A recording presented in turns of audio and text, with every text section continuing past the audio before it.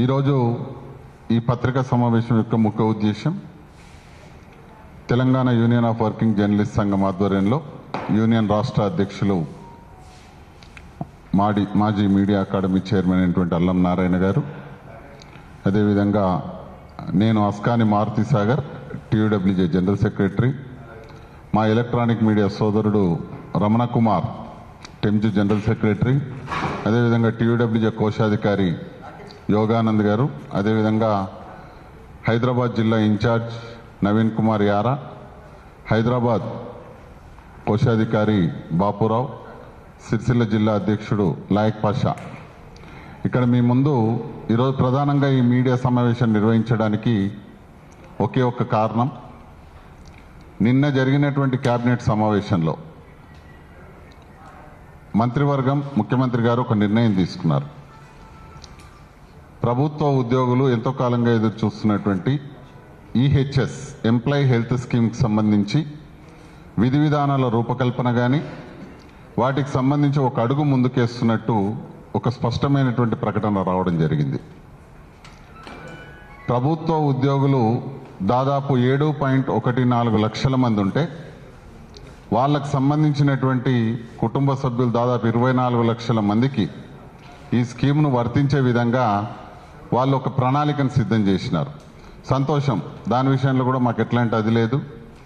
వాళ్ళు మన సోదరులే, ఒక ప్రభుత్వ ఉద్యోగులే, మంచిదే.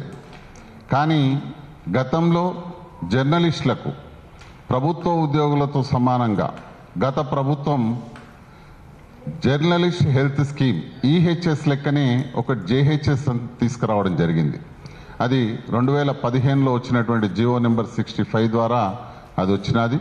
దానికి సంబంధించి ఇప్పుడు జర్నలిస్టుల భవితవ్యం ఏంటి, ఈ ప్రభుత్వం ఏం చేయబోతుంది అనే దాని విషయంలోనే మేము స్పష్టంగా ఈ ప్రభుత్వాన్ని అడగడానికి ఈ యొక్క సమావేశాన్ని ఏర్పాటు చేశాం. కాబట్టి దీనికి సంబంధించిన పూర్తి వివరాలు ఇప్పుడు మా యూనియన్ రాష్ట్ర అధ్యక్షులైనటువంటి అల్లం నారాయణ గారిని మాట్లాడాల్సిందిగా కోరుతున్నాను. మిత్రులారా, తెలుగులో ఒక సామెత ఉంది, కొండనాలికకు మందేస్తే ఉన్ననాలిక పోయిందని. రేవంత్ రెడ్డి నాయకత్వంలోని ప్రభుత్వం వచ్చిన తర్వాత జర్నలిస్టులకి సింగిల్ పెన్నీ అంటే ఒక్క పైసా ప్రయోజనం కలగకపోగా ఉన్న ప్రయోజనాలు మొత్తం తీసేసే ఒక ప్రక్రియ నడుస్తున్నది. మరి ప్రభుత్వానికి ఎవరు సలహా ఇస్తున్నారో, ఎవరి ఆధ్వర్యంలో మీడియా వ్యవహారాలు నడుస్తున్నాయో కానీ ఒక్క విషయం కూడా సానుకూలంగా లేని మీడియా వ్యవహారాలు కాంగ్రెస్ ప్రభుత్వం నడిపిస్తున్నది. కాంగ్రెస్ ప్రభుత్వం అధికారంలోకి వచ్చే ముందు వాళ్ళ మేనిఫెస్టోలో జర్నలిస్టులకి కొన్ని హామీలు ఇచ్చినారు. ఎట్లాగైతే తెలంగాణ ప్రభుత్వం వచ్చినప్పుడు హామీలు ఇచ్చినారో అట్లాగే టీఆర్ఎస్ ప్రభుత్వంలో హామీలు ఇచ్చినట్టుగానే కాంగ్రెస్ ప్రభుత్వం దానికి మించి హామీలు ఇచ్చినారు. ఎందుకు అంటే టీఆర్ఎస్ ప్రభుత్వంలో జరిగిన పనుల కన్నా మెరుగైన పనులు చేస్తామని, అసలు అది ఏమీ జరగలేదనే ఒక సెన్స్ క్యారీ చేస్తూ ఇచ్చినారు. కానీ తీరా చూస్తే కాంగ్రెస్ ప్రభుత్వం వచ్చి 2 సంవత్సరాలు గడిచిపోయింది. ఇప్పటి వరకు కనీసం అక్రిడేషన్లు ఇవ్వలేకపోయింది కాంగ్రెస్ ప్రభుత్వం. ఈ అక్రిడేషన్ పాలసీల్లో కొత్త పాలసీ తెస్తామని చెప్పి కొత్త జీవో విడుదల చేసి అదంతా కూడా కంగాలి చేసి పెట్టింది. ఇప్పటికి కూడా అపరిష్కృతంగా చాలా సమస్యలు ఉన్నాయి. ఆన్లైన్లో అప్లై చేద్దామంటే ఆన్లైన్లో కూడా చాలా వ్యథలు చెప్తున్నారు. అంటే మేడ్ ఈజీ పోయి మేడ్ డిఫికల్టీ చేసినారు. అక్రిడేషన్ మీడియా కార్డు అని ఒకటి ప్రవేశపెట్టినారు. ఆ ఆందోళనలు మాలాంటి జర్నలిస్ట్ సంఘాలు జోక్యం చేసుకున్న తర్వాత ఆ అక్రిడేషన్ పాలసీస్ని మళ్ళీ మార్చినట్టు చేసినారు. దాంట్లో కేబుల్ను మినహాయించినారు. డెస్క్ జర్నలిస్టులు నిన్ననే ఆందోళన చేసినారు, ధర్నాలు చేసినారు. అట్లా 2 ఏళ్ల తర్వాత చూస్తే మిగిలింది ఏంటంటే నిత్యం ఆందోళనలు, ధర్నాలు, ఒక్క ప్రయోజనం నెరవేర్చకపోవడం. అట్లాగే టీఆర్ఎస్ ప్రభుత్వంలో 100 కోట్ల ప్రణాళిక నిధి అనేది ఏర్పాటు చేస్తామని చెప్పి 42 కోట్ల నిధిని ఆ ప్రభుత్వం ఏర్పాటు చేసింది. ఇప్పుడు కూడా మీడియా అకాడమీ తరఫున 200-300 మందికి హెల్ప్ చేసిందంతా కూడా టీఆర్ఎస్ ప్రభుత్వం ఇచ్చిన 42 కోట్ల నుంచి మాత్రమే. టీఆర్ఎస్ ప్రభుత్వంలో 15 కోట్లతోటి మీడియా అకాడమీ భవనం కట్టించింది. నా ఆధ్వర్యంలో మీడియా అకాడమీ చైర్మన్గా కార్పొరేట్ ఆఫీస్ లాగా ఒక భవనం నిర్మించబడింది. ఆ భవనంలోనే ఇప్పుడు కార్యకలాపాలు జరుగుతున్నాయి. ఆ భవనాన్నే మేము కట్టించిన ఆడిటోరియంనే అద్దెకి ఇవ్వబోతున్నారు. సరే, ఇవన్నీ ఫైన్.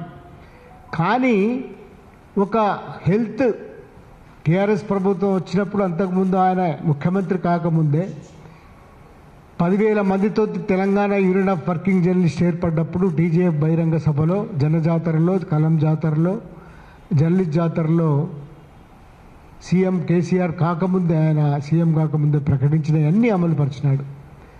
ఇళ్ల స్థలాలు మాత్రం రాలేదని అన్నారు. కానీ ఇళ్ల స్థలాలు కూడా దాదాపుగా 60% జిల్లా కేంద్రాలలో నియోజకవర్గ స్థాయిలో ఇచ్చినారు. దాదాపుగా 42 కోట్ల ఫండ్ అది ఇప్పుడు అక్కడికి వస్తున్నది. అట్లాగే 7 కోట్ల రూపాయలు కరోనా సమయంలో మనిషికి 10,000, 20,000 చొప్పున మీడియా అకాడమీ తరఫున సహాయం కూడా చేసినాం. ఇవన్నీ ఒక ఎత్తు అయితే, అన్నిటికీ మించి జర్నలిస్టులకి హెల్త్ కార్డు కావాలని చెప్పి 2014లో చాలా డిపార్ట్మెంట్స్ని త్రోసరాజని ఆయనే సమాధానం చెప్పుకొని ఒక అద్భుతమైన హెల్త్ కార్డుని ఆయన హయాంలో కేసీఆర్ గారు తెచ్చినారు. ఆయనకే పోతుంది క్రెడిట్, ఎందుకంటే చాలామంది డిపార్ట్మెంట్లో ఇప్పించినాడు ఆయన. ఇగో ఇక్కడ ఉన్న మేము అందరం కూడా ఆనాడు సెక్రటరియట్లో పాత జీవో దొరకలేదు. ఈ జీవో మీకు కాపీ ఇస్తారు.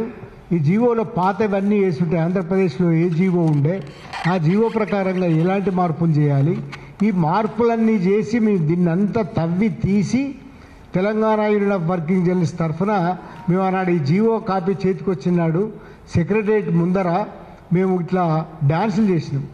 ఒక అద్భుతమైన సాధించినామని. ఇవాళ 10-12 సంవత్సరాల తర్వాత ప్రభుత్వం మారింది. ఈ జీవో పత్తకు లేకుండా పోయింది. అంటే ఉన్న జీవో ఇంతకుముందే అన్నట్టుగా కొండ నాలుకకు మందేస్తే ఉన్న నాలుక పోయింది. ఇది అత్యంత ముఖ్యమైన జీవో. ఇప్పటికీ కూడా ఈ జీవో ఆధారంగా హెల్త్ కార్డు నడిచినన్ని రోజులు, దాదాపుగా 4 సంవత్సరాల కాలం పాటు అన్ని కార్పొరేట్ హాస్పిటల్లో ఇది చెల్లింది. అపోలో లాంటి, యశోద లాంటి అన్ని కార్పొరేట్ హాస్పిటల్స్లో లక్షల బిల్లులు. దాని మొత్తం మీరు లెక్కలు తీసి చూసుకోండి కావలిస్తే 23 కోట్ల రూపాయల ప్రయోజనం ఈ జీవోతోటి కలిగింది. హెల్త్ ఒక్కొక్కరికి 5-6 ఆపరేషన్లు జరిగిన వాళ్ళకు ఉన్నాయి. అట్లాగే ఫ్యామిలీస్లలో క్యాష్లెస్ కార్డు, ఫ్యామిలీస్లలో తండ్రులకి, తల్లులకి, పెద్దవాళ్ళకి ఆపరేషన్లు చేయించిన వాళ్ళు ఉన్నారు. ఇట్లాంటి కథ చెప్పినప్పుడు, మొత్తం లెక్క చెప్పినప్పుడు 23 కోట్ల రూపాయల ప్రయోజనాలు 4 ఏళ్లలో కలిగినాయి. దాని తర్వాత ఈ కార్డు చలామణి కనీసం నిమ్స్లో చెల్లుతున్నది.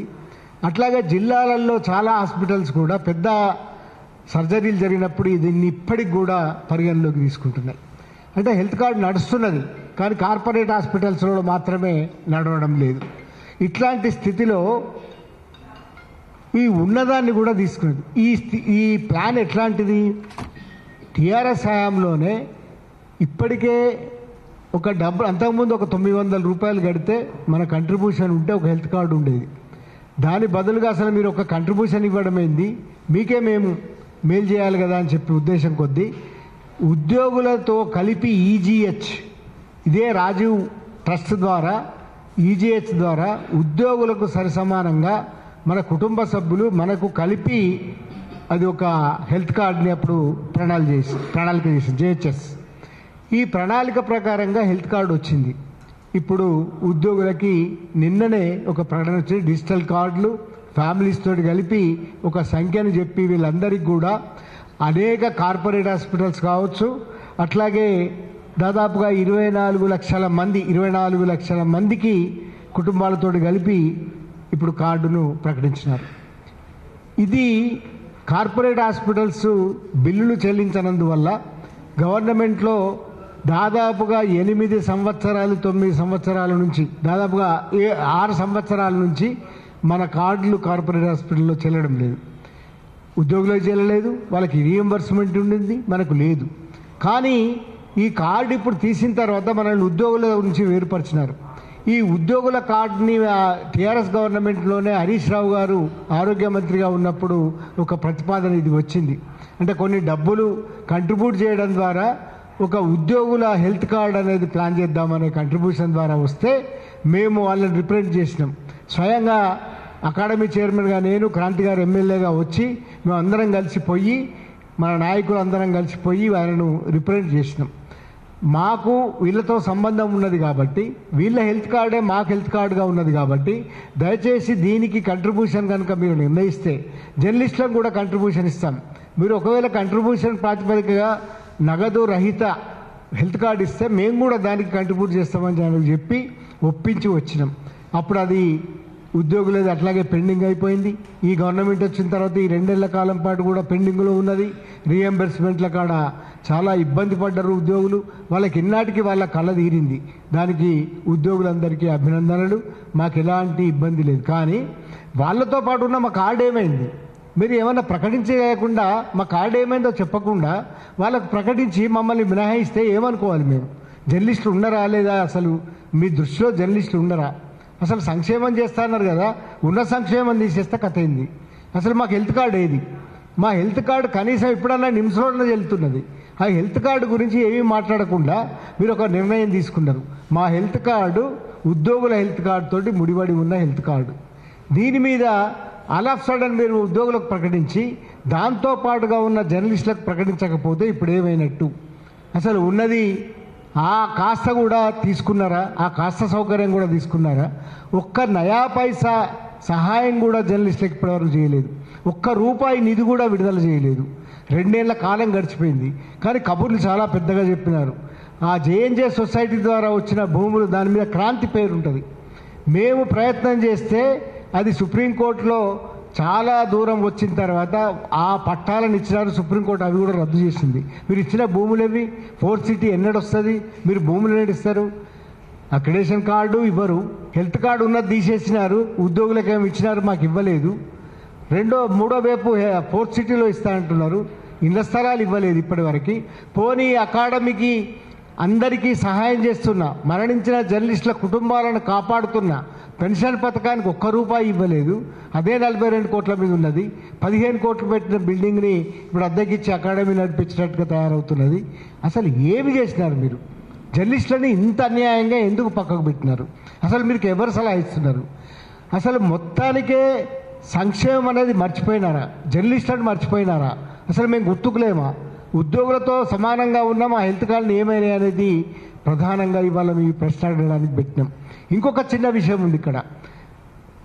టీఆర్ఎస్ గవర్నమెంట్లో అప్పుడు మనం దీన్ని విమర్శించడం నిజానికి, మేము ఆటో డ్రైవర్లమే ఎక్కువ ఒకటేనా, మేమంతా పెద్దోళ్ళం కదా అని. కానీ తర్వాత మేము కనీసం 30-40 మందికి 5 లక్షల రూపాయలు ఇప్పించగలిగినాం. ఏ పథకం కింద? అది తెలంగాణ ప్రభుత్వంలో అంతకుముందు పెట్టిన పథకం. ఎక్కడ అది? ఏం పథకం అది? Home guards, working journalist, auto drivers వీళ్ళందరికీ కలిసి సెక్యూరిటీ దాని కింద ప్రభుత్వం గ్యారంటీ ఇచ్చి ఆ సోషల్ సెక్యూరిటీ యాక్ట్ ప్రకారంగా 5 లక్షల రూపాయల జీవిత బీమా చేసింది. అంటే ఎవరైనా మరణిస్తే దురదృష్టవశాత్తు 5 లక్షల రూపాయలు ఇచ్చినారు. కనీసం 30-40 మందికి టీయూడబ్ల్యూఏ తరఫున ఇప్పించినాం మేము. అవి అదానికి ప్రతి ఏటా రెన్యూ చేయాలి. ప్రతి ఏటా కొంత ప్రీమియం చెల్లించి రెన్యూ చేస్తారు. ఇవి బీమా సంస్థల నుంచి ఈ సెక్యూరిటీ మనం కొంత ప్రీమియం కడితే 5 లక్షల రూపాయల బీమా 30 మంది ప్రయోజనం పొందినారు ఇప్పటికీ. దాని బీమా కూడా కట్టలేదు. మొన్న ఆటో డ్రైవర్లు సమ్మె చేసినారు. మనం ఏమో నోరు లేకుండా తయారైనాం. మనం దేనికోసం సమ్మె చేయాలో తెలుస్తలేదు. ఒక్కటి కూడా అమలు కాకుండా డెస్క్ జర్నలిస్టులు రోడ్ల మీదకి వచ్చారు. అక్రిడేషన్ల కోసం టీయూడబ్ల్యూజే రోడ్ల మీదకి వచ్చింది. అక్రిడేషన్లలో పాలసీ సిస్టమ్స్ బాగలేవని రోడ్ల మీదకి వచ్చినాం. ఇప్పుడు ఈ హెల్త్ కార్డ్ అనేది లేదు అనేది రోడ్ల మీదకి రావాల్సిన పరిస్థితి వచ్చింది. ఒక్క పైసా ఇవ్వకుండా, ఒక్క నిధి పెంచకుండా, ఒక్క పని చేయకుండా జర్నలిస్టులను పూర్తిగా విస్మరించిన ప్రభుత్వం తరహా బాగలేదు. మీకు ఎవరు సలహా ఇస్తున్నారో మాకు అర్థం అవ్వడం లేదు. కానీ జర్నలిస్టులు అనేవాళ్ళు ఒకవేళ మీరు అట్లా అనుకుంటే ప్రకటించండి. జర్నలిస్టులు మాకు అవసరం లేదని ప్రకటించండి. జర్నలిస్టులకు మేము ఏం చేయమని ప్రకటించండి. ఎవరు కాదనలేదు లేదు. అట్లా కూడా ఉంటారు. ప్రభుత్వం పట్టించుకొని జర్నలిస్టులు కూడా ఉంటారు చాలా చోట్ల. అట్లనే ప్రకటించండి. కానీ మేము చేస్తామని మేనిఫెస్టోలో పెట్టి మేము ఏదో చేస్తామని, మేము జర్నలిస్టుల పక్షాన ఉంటామని పెద్ద పెద్ద కబుర్లు చెప్తూ మీరు చేస్తున్న పని ఏమిటంటే ఆఖరికి మాతో ఉద్యోగులతో పాటు ఉన్న మా హెల్త్ కార్డును కూడా తీసేసినారు. మా సోషల్ సెక్యూరిటీ నుంచి వచ్చిన 5 లక్షల బీమాకి అది ప్రీమియం కట్టకుండా దాన్ని నిరాకరించినారు. అక్రిడేషన్ పాలసీని గందరగోళం చేసి ఇప్పటికి కూడా అక్రిడేషన్ లేకుండా చేసినారు. ఒక్క పైసా కూడా జర్నలిస్ట్ నిధికి మీరు జమ చేయలేదు. ఇళ్ల స్థలాలేమో 4 సిటీలో ఇస్తా అంటారు. దయచేసి రేవంత్ రెడ్డి గారి నాయకత్వంలో ఉన్న ప్రభుత్వం ఆలోచించండి. మేము ముందు మీకు విజ్ఞప్తి చేస్తున్నాం, మా హెల్త్ కార్డు మాకు ఉండనివ్వండి, ఉద్యోగులతో కలపండి. కావలిస్తే మేము ప్రీమియం కట్టడానికి మేము కూడా సిద్ధంగా ఉన్నాం. జర్నలిస్టులు 1000, 2000, 500 కట్టమంటే మేము మున్పట్లాగా కట్టం. కానీ మాకు వైద్యం కావాలి, అతి ముఖ్యమైనది. విద్యా వైద్యం అనేది అతి ముఖ్యమైన ఖరీదైన ఒక సెక్టర్. ఆ వైద్యం మాకు దక్కాలంటే చాలా పొలిటికల్ ప్రెషర్స్ లేదా వార్తా ప్రెషర్స్, వృత్తిపరమైన రుగ్మతలకు లోనే చాలామంది చనిపోయినారు. మనం కరోనా సమయంలో చూసినాం. ఎక్కువ మంది జర్నలిస్టులు ఈ దాన్ని ఏమంటారు, మెదడు బ్రెయిన్ స్ట్రోక్ తోటి చనిపోతారు, గుండెపోట్లతో చనిపోతారు. మన వృత్తి అలాంటిది. అంటే ఒక ప్రొఫెషనల్ హజార్డ్స్ ఉంటాయి మనకి. అట్లాంటి వృత్తిలో ఉన్నాం కాబట్టి మాకు దయచేసి ఉద్యోగులతో సమానంగా హెల్త్ కార్డుని కొనసాగించండి, దానిలో కలపండి. అవసరమైతే మాకు కూడా ఎంతో అంత మాకు నగదు రహితంగా ఒక్క పెన్నీ కట్టకుండా పాత ప్రభుత్వం ఇచ్చింది, మీరు అట్లా ప్రయత్నం చేయండి. కుదరదంటే మమ్మల్ని కట్టమంటే కడతాం. కానీ అత్యవసరము ఉద్యోగులతో సమానంగా మాకు హెల్త్ కార్డు ఇవ్వండి. సోషల్ సెక్యూరిటీ ప్రీమియం కట్టి ఆ సెక్యూరిటీని కూడా కొనసాగనివ్వండి. అట్లాగే ఇస్తానన్న నిధులు ఇవ్వండి. మీ మేనిఫెస్టోలో ప్రకటించిన ప్రకారంగా ఇస్తానన్న నిధులు 10 కోట్లు ఇస్తారా, 20 కోట్లు ఇస్తారా? వాళ్ళు ఆ 10 ఏళ్లలో 42 కోట్లన్నా ఇచ్చినారు. మీరు ఏమన్నా ఇస్తారా, ఇయ్యరా? అదన్నా ప్రకటించండి. ఇళ్ల స్థలాల మీద ఒక విధానం ప్రకటించండి అని ముందు విజ్ఞప్తి చేస్తున్నాం. దయచేసి ఇవన్నీ కాకపోతే మాత్రం Telangana union of working journalist ఒక సాంప్రదాయం, ఒక వారసత్వం, ఒక పోరాట వారసత్వం నుంచి ఉద్భవించిన సంస్థ. తెలంగాణ సాధించడానికి 14 సంవత్సరాల పాటు ఇక్కడ అన్ని సంస్థలతోటి, అన్ని పార్టీలతోటి కలగలిసి ఒక ఉద్యమం నడిపిన తెలంగాణ జర్నలిస్ట్ ఫోరం అనే సంస్థ నుంచి వచ్చిన సంస్థ. ఈ సంస్థ మామూలు కాదు. మేము ఈ విజ్ఞప్తి చేస్తున్నాం. ముందుగా మీకు ఈ విజ్ఞప్తిని మీరు పరిశీలించకపోతే ఉద్యోగులతో పాటుగా మాకు హెల్త్ కార్డు ఇవ్వకున్నా, ప్రీమియం కట్టకున్నా, అక్రిడేషన్ల సమస్య సజావుగా పరిష్కరించకున్నా, నిధుల విషయం తేల్చకున్నా, భూములు ఇళ్ల స్థలాలు ఇవ్వకున్నా కూడా భవిష్యత్తు మీరు జర్నలిస్టుల ఉద్యమం అంటే ఏందో రుచి చూస్తారు. జర్నలిస్ట్ ఉద్యమం అని ఊరికే ప్రకటనలు చేయడం కాదు. రోడ్ల మీదకి వచ్చే శక్తి ఉంది, మాకు ధర్నాలు చేసే శక్తి ఉంది. అంటే ఒక ఏదైతే మేము చేయదలుచుకున్నామో దాన్ని చేసి చూపిస్తామని మిమ్మల్ని కోరుతున్నాం. మొదలైతే మీకు విజ్ఞప్తి చేస్తున్నాం. దయచేసి మేము పెట్టిన డిమాండ్లని తప్పనిసరిగా మీరు తీర్చండి. మరి ఎన్ని డబ్బులు ఇస్తారో డబ్బులు ఇచ్చడానికి ప్రయత్నం చేయండి. అట్లాగే ఈ హెల్త్ కార్డు మాత్రం తక్షణమే ఉద్యోగులతో పాటుగా కలిపి మా హెల్త్ కార్డుని పునరుద్ధరించమని ఇప్పటికి కోరుతున్నాం. లేకపోతే ఉద్యమం తప్పదంటే మాత్రం ఈ రాష్ట్రంలో తెలంగాణ ఉద్యమం కోసం నిలబడ్డ వాళ్ళమే మళ్ళీ ఒక ఉద్యమం జర్నలిస్టుల కోసం నిలబడతాం. జర్నలిస్ట్ సోదరులందరూ కూడా ఈ ఉద్యమం వెంట రావాలని కోరుకుంటున్నాం. ప్రభుత్వానికి ఒక హెచ్చరిక చేస్తున్నాం. ముందుగా విజ్ఞప్తి చేస్తున్నాం, ఇవి పరిష్కరించండి, కాదంటే మా ఉద్యమాన్ని ఎదుర్కోండి. Thank you very much. దాదాపుగా అన్ని విషయాలను అధ్యక్షులు అల్లం నారాయణ గారు ఇప్పటికే మీ దృష్టికి తీసుకొచ్చున్నారు. కొన్ని ఇక అంటే దాదాపుగా అదే దాంట్లో మనం ఒకటి కోరుతా ఉన్నాం. అయ్యా, జర్నలిస్టుల హెల్త్ పాలసీ కోసం గతంలో ఆల్రెడీ సార్ చెప్పినట్టు ఇంతకుముందు ఏదైతే క్యాష్లెస్ హెల్త్ కార్డు ఈ ప్రభుత్వం తీసుకురాకముందు ఒక విధానం ఉండేది. ఇది 900 రూపీస్ జర్నలిస్టులు కడితే 900 రూపీస్ ప్రభుత్వం కట్టేది. ఈసారి మీరు కూడా ఒక ప్రభుత్వ ఉద్యోగులకు ఒకటి పెట్టినారు. వాళ్ళ మూల వేతనంలో 1.5% జీతాన్ని కట్ చేస్తూ అదే 1.5% మీరు ప్రభుత్వం నుంచి ఆ యొక్క ట్రస్ట్కు బదిలీ చేసేటటువంటి ఒక సిస్టమ్ ఏదైతే ఏర్పాటు చేసినారో అదే సిస్టంలో భాగంగా మీరు దాదాపు 7 లక్షల మంది 7.14 లక్షల మంది ప్రభుత్వ ఉద్యోగులకు ఈ స్కీమ్ను వర్తింపజేస్తున్నారు ఈ తెలంగాణ రాష్ట్రంలో. అంటే దాదాపుగా 25 లక్షల మంది ఆ కుటుంబ సభ్యులు దీని కిందకి వస్తున్నారు. మేము మొత్తం తిప్పి కొడితే తెలంగాణ రాష్ట్రంలో మీరు చెప్తున్న లెక్క ప్రకారమే 44,000 అక్రిడేషన్ కార్డులు ఇస్తామంటున్నారు. మా వాళ్ళు మొత్తం కొడితే ఒక 50,000 మంది ఉంటారు. ఇంటూ 4 లెక్క వేసుకున్నా కూడా 2 లక్షల మంది. అంటే 25 లక్షల మందిలో మేము 2 లక్షల మంది మీకు భారం అయ్యామా? ఈ ప్రభుత్వం ఆలోచించాల్సినటువంటి విషయం. ఎందుకంటే ఇదేం మేము కొత్త కోరట్లా, ఇది మేము ఇప్పుడు ఈ రోజుగా వచ్చి అడగట్లేదు. యాజ్ పర్ ఏదైతే ఇంతకుముందున్న జీవో నెంబర్ 65 ప్రకారం ఈ రాష్ట్రంలో ఒక పాలసీ నడుస్తూ ఉంది. జర్నలిస్టులకు ఈహెచ్ఎస్ మాదిరిగానే జేహెచ్ఎస్ అనేటటువంటిది ఒక స్కీమ్ ఇంప్లిమెంటేషన్ అవుతుంది. ఆరోగ్యశ్రీ ట్రస్ట్ ద్వారా అది కొనసాగుతుంది. కాబట్టి అదే స్కీమును పునరుద్ధరించే క్రమంలో, అదే స్కీమును ఇంప్లిమెంటేషన్ చేసేటటువంటి విషయంలో కనీసం జర్నలిస్టుల సంఘాలను పిలిచినారా మీరు? పోనీ దీనికంటూ ఒక నేషనల్ కదా మీడియా అకాడమీ చైర్మన్ అని, పోనీ ఆయనకన్నా తెలుసా? అసలు ఈ రోజుతో ఆయన కాలపరిమితి అయిపోతుంది. 2 ఏళ్ళు ఏ పని చేయకుండా దిగిపోతున్నా, అంటే నాకు తెలిసి రెన్యువల్ వస్తుందో తెలియదు, దిగిపోతున్నా నేనెందుకంట, కానీ 2 సంవత్సరాలు కరెక్ట్గా 24 ఫిబ్రవరి ఏ ఒక్క పని కూడా జర్నలిస్టులకు చేయకుండా సక్సెస్ఫుల్గా దిగిపోతున్న వ్యక్తిగా శ్రీనివాసరెడ్డి గారు చరిత్రలో ఎక్కబోతున్నారు. ఎందుకు చెప్తున్నా ఈ మాట అంటే, ఎందుకు చెప్పబోతున్నా అంటే ఈరోజు టైం అయితే అయిపోయింది, ఆ టర్మ్ అయిపోయింది, మరి రేపటి లోపల ఎక్స్టెన్షన్ వస్తే తెలియదు. ఎందుకు చెప్తున్నా ఈ మాట అంటే, ₹1 రవీంద్ర భారతిలో చాలా గొప్పగా ప్రకటించినారు. ఇదే మన ముఖ్యమంత్రి రేవంత్ రెడ్డి గారు, మీకు 10 కోట్ల రూపాయలు వెల్ఫేర్ ఫండ్కు బదిలీ చేస్తామని. ఇంతకుముందు నారాయణ సార్ చెప్పినట్టు తెలంగాణ ప్రభుత్వం ఇచ్చిన 42 కోట్ల సంక్షేమ నిధితోనే వస్తున్నటువంటి ఇంట్రెస్ట్ ద్వారానే అందరికీ ఈరోజు మరణించిన జర్నలిస్టులకు ఈ మధ్యన తాజాగా కూడా 18 మంది జర్నలిస్టులకు ₹1,00,000 సాయం చేసినారు. సంతోషం. ఎందుకంటే కనీసం ఆ ఫండ్ ఉన్నందుకు ఇప్పటికి కూడా చనిపోయిన జర్నలిస్ట్ మిత్రులకు ఆ కుటుంబాలను ఆదుకుంటున్నారు. అది కూడా ఆపింటే ఇంకా వేరే రకంగా ఉండేది.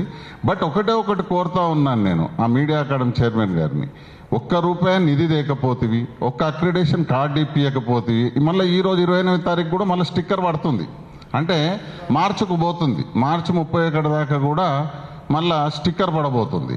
నేనేమంటున్నానంటే ₹1 నిధి రాకపోయే, ఒక కార్డు ఇవ్వకపోతుంది. తర్వాత ఈరోజు చూస్తే తీరా మిమ్మల్ని కనీసం సంప్రదించినట్టు కూడా మాకు తెలుస్తలేదు. జర్నలిస్ట్ సంఘాలు అన్నట్టు ఎట్లాగో పిలుస్తలేరు. కనీసం మీడియా అకాడమీకి చైర్మన్ ఉన్నాడు కదా, ఆయన ప్రభుత్వంలోనే ఉన్నాడు కదా, ఆయనన్న పిలిచి మాట్లాడాలి కదా, పోనీ ఈయనన్న పోయి అడగాలి కదా. ఇది జరగడం లేదు. మరి ఏం దౌర్భాగ్యమో తెలియదు. తెలంగాణ రాష్ట్రంలో తెలంగాణ జర్నలిస్ట్ చేసుకున్న పాపం ఏందో మాకు అర్థమైతలేదు. ఈ ప్రభుత్వానికి జర్నలిస్టులను అసలు కనబడతలేరా, గింతిలా లేరా? అసలు మేము ఏమైపోతున్నాము? మేము రోజు రోడ్లు ఎక్కాల్సిన పరిస్థితి. రేపు మళ్ళీ నాకు ఇప్పుడే ఇంతకుముందు మిత్రుడు ఫోన్ చేసిండు, అన్న రేపు గన్ పార్క్ నుంచి INPR దాకా ర్యాలీ ఉంది. ఇదేనా ఎండకిగా? ఇక మేము రోడ్ల మీదనే కూర్చుంటాం, మీరు మంచిగా చల్లగా ఏసీలలో కూర్చోండి, మీరు ఇష్టం ఉన్నలకు, మీ అనునయులకు, మీకు రేపు పొద్దుగాల ఉపయోగపడతారు అనుకునే వాళ్ళకు మాత్రం బ్రహ్మాండంగా తీసుకొస్తున్నారు. నాకు ఇంకోటి అనిపించింది, ఈరోజు ప్రభుత్వ ఉద్యోగి మరణిస్తేనంట 1.2 కోట్ల రూపాయల బీమా వస్తుందంట. సంతోషం. 1,20,00,000 రూపాయలు ప్రమోదంలో చనిపోతే ఆయన ప్రాణమే, మా జర్నలిస్టులది కూడా ప్రాణమే కదా.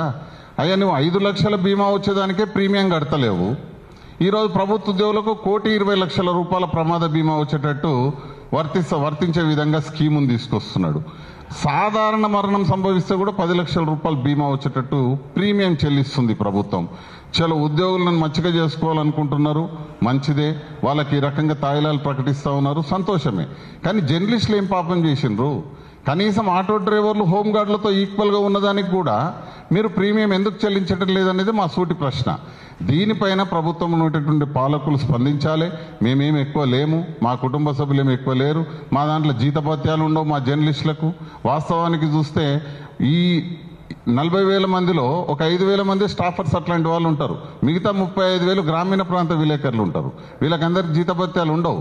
ఇట్లాంటి విషయాలన్నీ పరిగణలోకి తీసుకొని మీరు చేయాలనుకుంటే జర్నలిస్టులకు కూడా చేయాలి. కానీ జర్నలిస్టులు ఎందుకు అంటరాని వాళ్ళ లెక్క, జర్నలిస్టులు అంటే ఒక చిన్న చూపు చూసేటట్టు ఈ రకమైనటువంటి భావనతో ఈ ప్రభుత్వం ముందుకెళ్తుంది అన్నది ఈ 2.5 ఏళ్ల కాలంలో, 2 ఏళ్ల పైన కాలంలో మాకు స్పష్టం అవుతా ఉంది. ఎందుకు ఈ రకంగా ముందుకు పోతుందో ప్రభుత్వం మాకు అర్థమైతలేదు. దీని వెనుక వెనుక ఎవరి రకంగా ఆయనకు సలహాలు ఇస్తున్నారో రేవంత్ రెడ్డి గారికి కూడా మాకు అర్థమైతలేదు. ఈరోజు మేము మీడియా ద్వారా కోరుతా ఉన్నాం, అయ్యా కనీసం మన సమస్యలను చెప్పండి, చూయించండి. చూయిస్తేనన్నా కనీసం ఈ పాలకుల దృష్టికి పోతాయేమో. ఎందుకంటే చెప్పాల్సిన వాళ్ళు చెప్తలేరు. మీడియా అకాడమీ చైర్మన్ చెప్పాలి, ప్రభుత్వం తరఫు ప్రతినిధి, ఆయన చెప్పేటట్టు అని మాకు అనిపిస్తలేదు. ఇక మరి కనీసం మన మీడియా అంటే ఈరోజు ఎవరైతే బాధింపబడుతున్నారో పీడింపబడుతున్నారో మనమే ఇదంతా. ఈరోజు మీడియాకు మేము ఒకటే రిక్వెస్ట్ చేస్తూ ఉన్నాం, ఇది చాలా పెద్ద సమస్య సార్ అన్నట్టు. వాస్తవంగా ఖచ్చితంగా అనేక మంది ఈ యొక్క మారుతున్న కాలానికి అనుగుణంగా పెరిగినట్టు పోటీతత్వానికి అనుగుణంగా ఈరోజు ఎలక్ట్రానిక్ మీడియాలో పెరిగిన వేగానికి అనుగుణంగా వార్తలను అందించే క్రమంలో అనేక మంది రుగ్మతలకు బారిన పడుతున్నారు. ఇది వాస్తవం. అట్లాంటి దాంట్లో భాగంగా ఈ నీడ్ ఎవరికన్నా ఉందంటే వీళ్ళకి కదా, వాళ్ళకు ఒక రకంగా రీఎంబర్స్మెంట్ ఉంటుంది, ఇంకోటి ఉంటుంది, వాళ్ళకి అనేక రకాల సౌకర్యాలు ఉన్నాయి. అయినటువంటి వాళ్ళకే మీరు పెద్దపీట వేసి మమ్మల్ని విస్మరించడం అనేటటువంటిది చాలా దయనీయమైనటువంటి విషయం. నిజంగా దీని విషయంలో ప్రభుత్వం స్పందించకపోతే మా అధ్యక్షుడు సూచన మేరకు ఎంతటి వరకైనా సరే తెలంగాణ వ్యాప్తంగా మున్ముందు భవిష్యత్ కార్యాచరణ ప్రకటిస్తాం. ప్రభుత్వాన్ని కోరుతున్నాం, ఒక రిక్వెస్ట్ చేస్తా ఉన్నాం ఈరోజు మీడియా ద్వారా, మీరు దీనిపైన స్పందించండి. వెంటనే జర్నలిస్ట్ సంఘాలను పిలిచండి, మాట్లాడండి. దీనిపైన మేము చెప్తాం వాట్ ఈజ్ వాట్ అనేది. దానిపైన మీరు పరిగణలోకి తీసుకొని ఒక మంచి పాలసీని తీసుకురండి, హెల్త్ పాలసీని వెల్కమ్ చేస్తాం, పాలాభిషేకం చేస్తాం. కానీ ఇట్లాంటిది కాకుండా మమ్మల్ని విస్మరిస్తే మాత్రం తప్పనిసరిగా రోడ్లపైన వచ్చి కూర్చోవడంలో మాకేం కొత్త కాదు అని చెప్పి మరొకసారి తెలియజేస్తూ, ఈ కార్యక్రమానికి మేము పిలిచిన వెంటనే వచ్చినందుకు మీ అందరికి కూడా పేరు పేరున Telangana union of working journalist పక్షాన హృదయపూర్వకమైనటువంటి కృతజ్ఞతలు తెలియజేస్తూ ఈ సమావేశాన్ని ఇంతటితో ముగిస్తున్నాం.